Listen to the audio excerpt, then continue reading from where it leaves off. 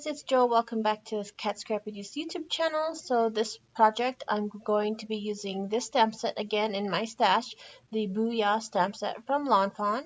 And then the products carried in Scrappiness store, the Flock Transfer Sheets by Deco Foil, the Black Velvet and Green Envy, and then as well as the Deco Foil Transfer Gel that I'm using today, the Cat Scrappiness Distressed Edge Nesting Slimline dies, as well as the Crafter's Essentials Fall Edition dies. So I'll be using those. Also, the sequence is the Halloween icons, and then the Going Baddie sequin mix. So those are the products I'll be using for my card today, and let's get started. So first I'm going to be coloring the background. This cardstock is 8.5 by 3.5, which is the exact same size as my slimline card. So I'm taking several distress inks and distress oxide inks to create the background. So the colors are mustard seed, wilted violet, mowed lawn, chipped sapphire, and black soot. So those are the colors that I'm trying here to blend. At first it looks messy, but eventually, as you know, once you guys have the finished product and everything is nicely blended, it turns out wonderfully. So this is going to be my background. I put the yellow in the center because I wanted it to have a glowing effect like the moonlight, because I will be putting an image in front of that center there. So that is the blending done, and then here I take some white paint and I go ahead and mix it with water just to thin it out a bit and splatter it across the card. So it's a bit messy, but I like the effect. So here I'm getting the Distressed Edge Nesting Slimline dies, and I'm taking the Flock Transfer Sheet by Decofoil in Green Envy, and I'm going to make a frame. So I cut the Flock Transfer Sheet to the size of my slimline card, which is 8.5 by 3.5, and I run it through my die cutting machine with the Distressed Edge die. So that creates my little frame there, and I like how it gives that nice velvety texture on the outside.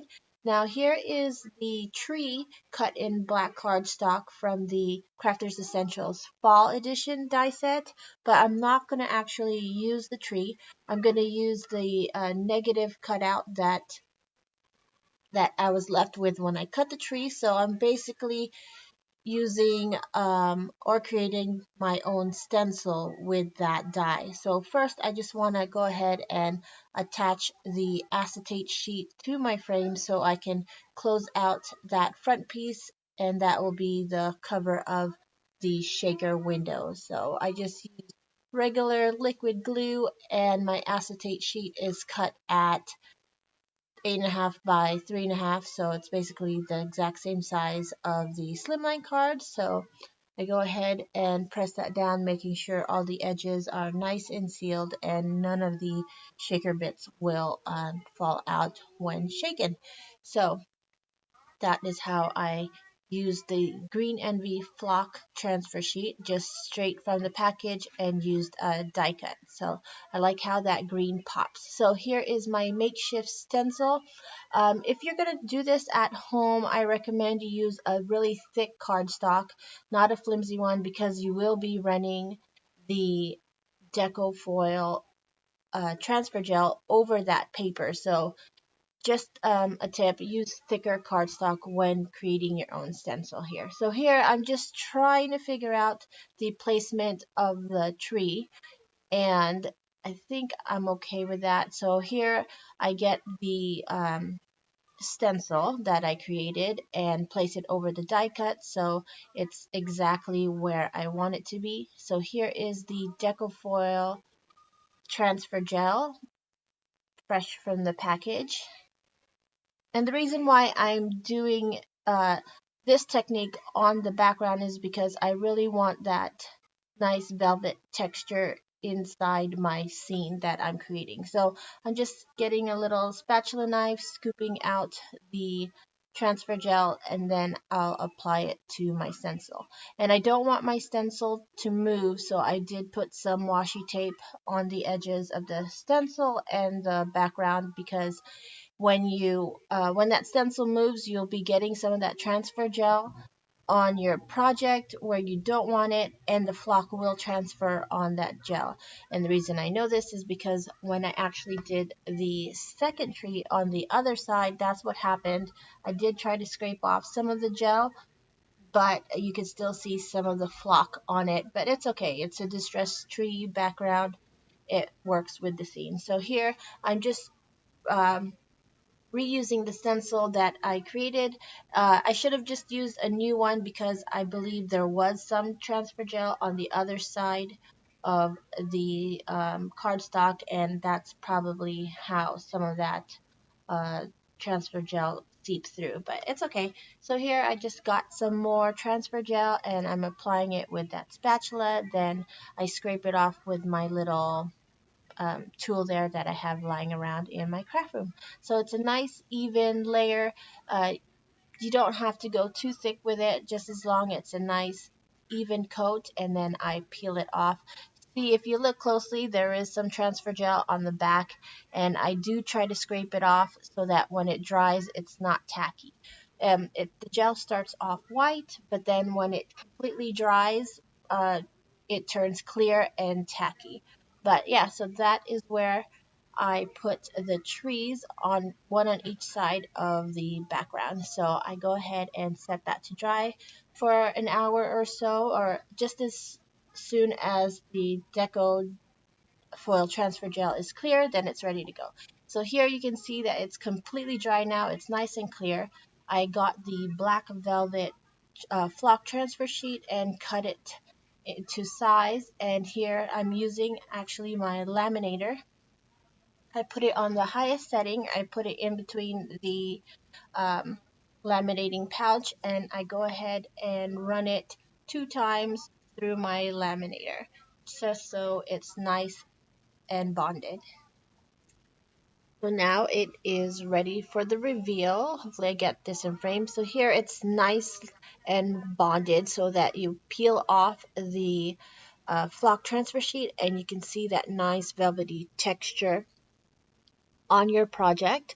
And then I peel off the second one, and there you can see where some of the transfer gel did seep out, and I was able to wipe some off, but it's barely there. It's very faint, so it's okay. It's in the background, not a problem, but I really do like that velvet texture. And then there is that green flock on my frame as well.